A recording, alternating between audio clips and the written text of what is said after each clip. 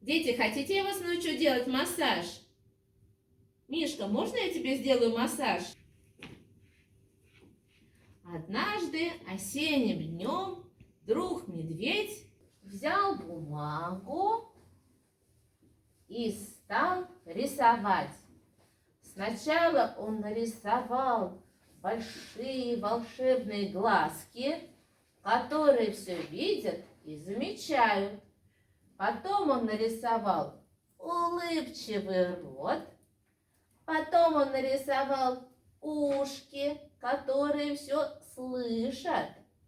Потом он нарисовал руки, которые умеют рисовать, лепить, обнимать. Потом нарисовал ноги, которые бегают по дорожке и прыгают и скачут.